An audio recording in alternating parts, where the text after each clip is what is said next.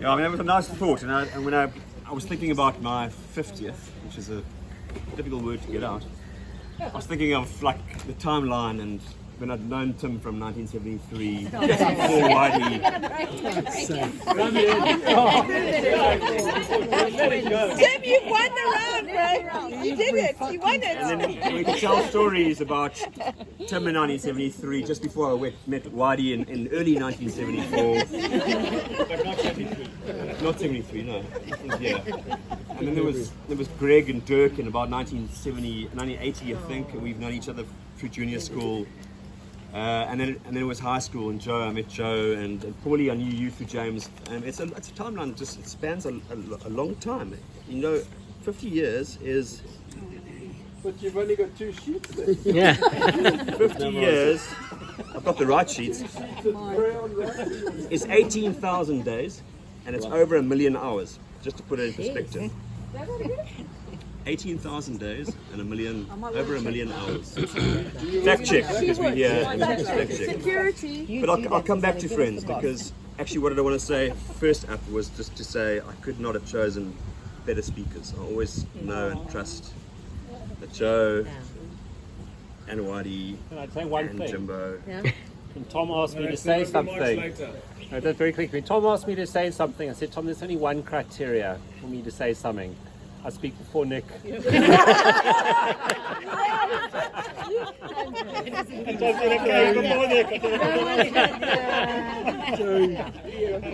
So I'm left with the job of following Nick, which makes it extremely difficult. But anyway, it's okay. Yeah. Thank you, Caroline.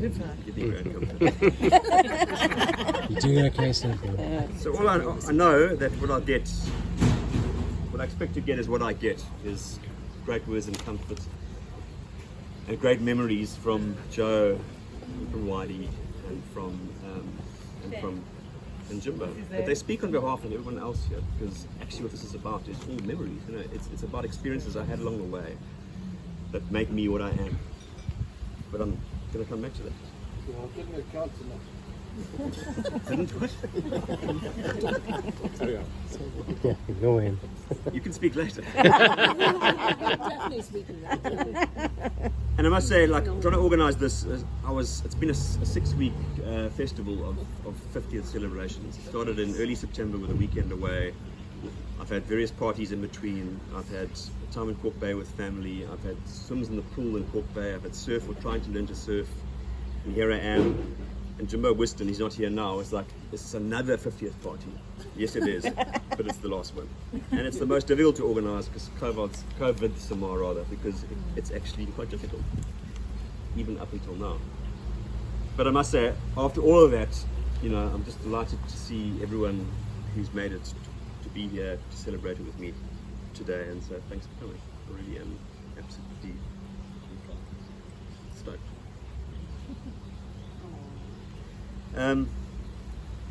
Thanks to Linny. So I'd say.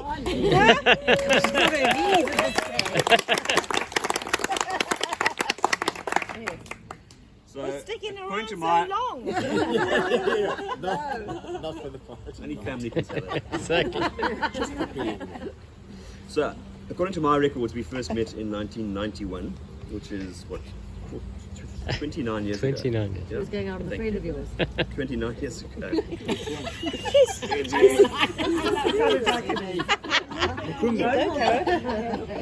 Sorry, I've been reminded.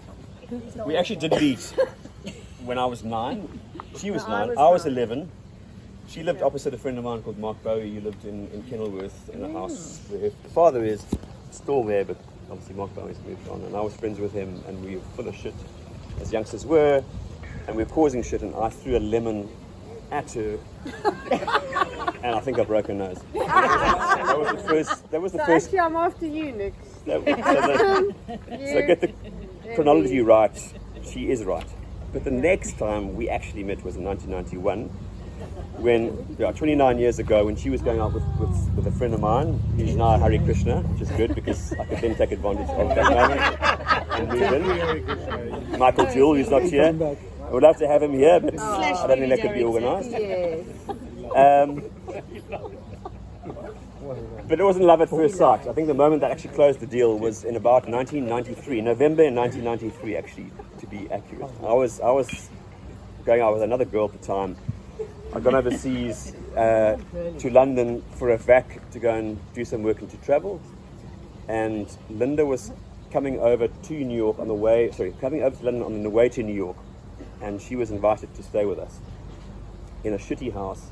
It was full of Australians and New Zealanders in North Wembley. And at the time, Nice. this is the moment Slept on the floor. this is the moment that swung her, I think, for me. What a gentleman. Yeah. I was working for Mobil Oil. I bought a suit from CNA, which is an equivalent of light bodies, maybe. Couldn't go near fire. It was One match. a green suit with a fucking shitty tie that I bought for 50 quid to go to a job a lot at the time. So I probably got ripped off, yeah? Probably 5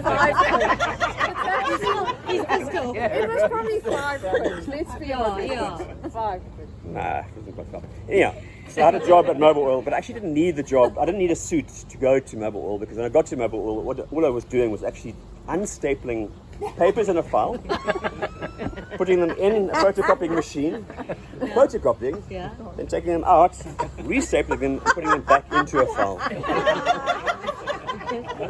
So I had, Someone had to do it. thankfully, it didn't in the shredder. So I had some degree of job frustration.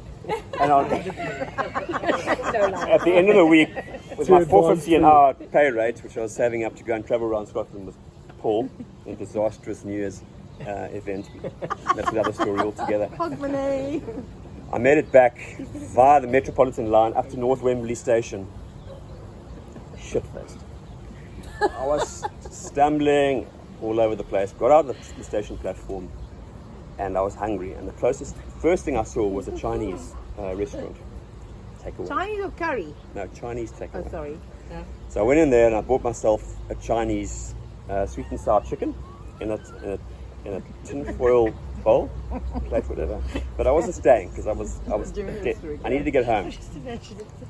So I ate the Chinese, as you do, but it was slopping all over my green CNA suit and my tie and my white shirt.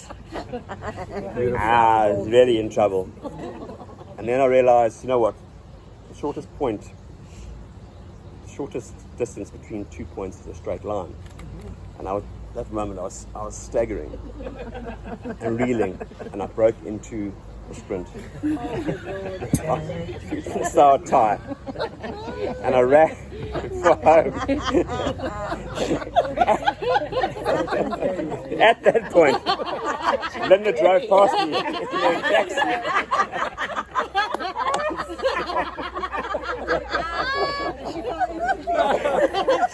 That's the man for me.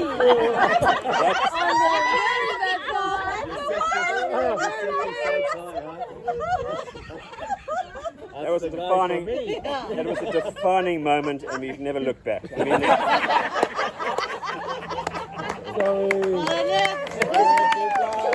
Thanks for taking it. someone had to. Otherwise, I was going to a home for help. We've come a long way since then, and I won't go into too much details. It'll take too much time. What I do know with Linny and I is that we're a great team. We complement each other well. What I don't have, she does, and what hopefully I do, she doesn't. If that makes sense. I'm not as easy as the speakers make me out to be, because I'm more complex than that. But I am. You wouldn't be the same without. I wouldn't be the same without.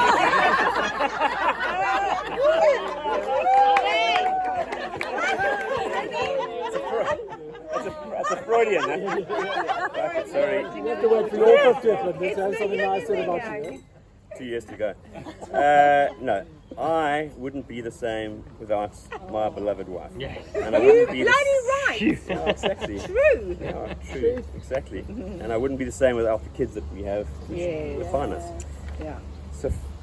So yeah, without Vinny, I wouldn't be who I am. Yeah, we've done that.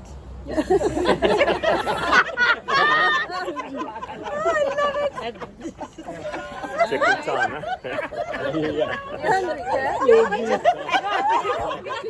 the people something.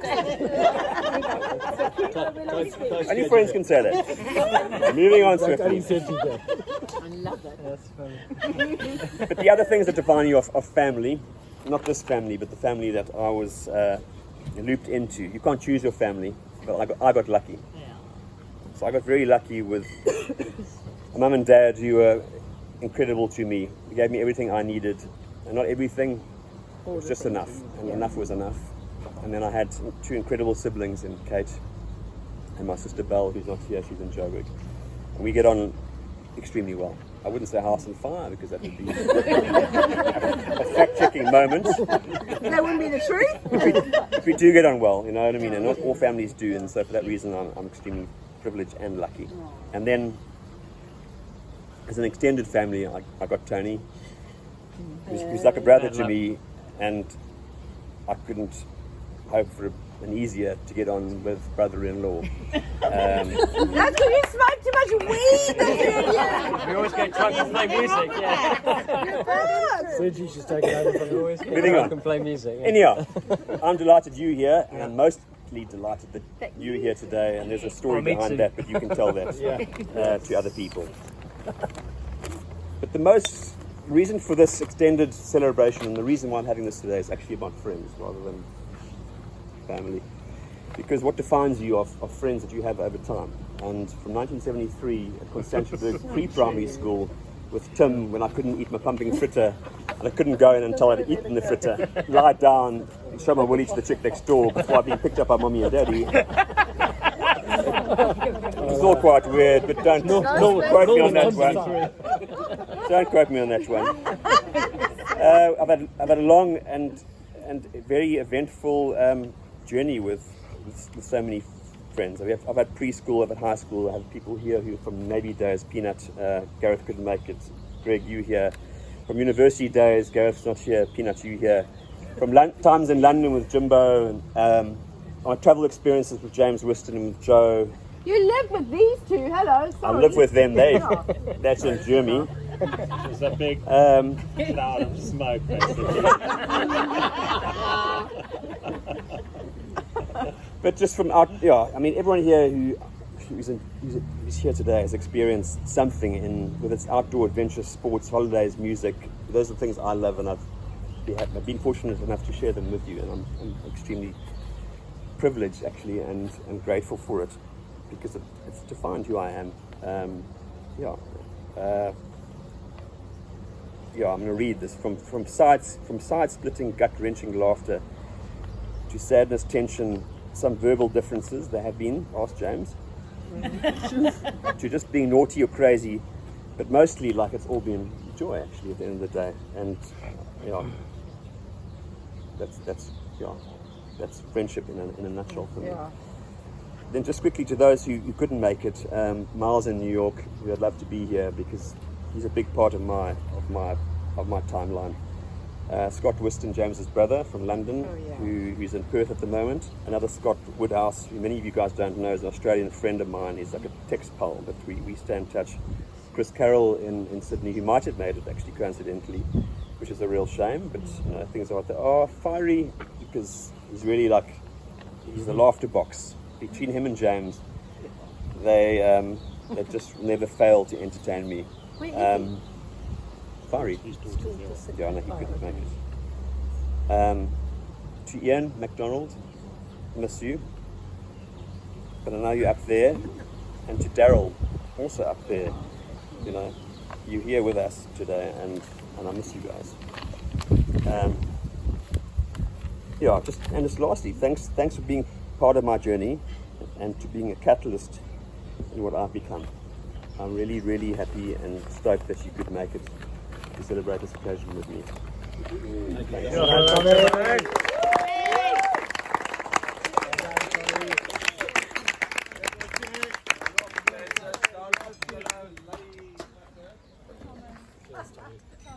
Here's my boy. Happy birthday to you. Happy birthday to you. Happy birthday, dear Tomo. Happy birthday to you.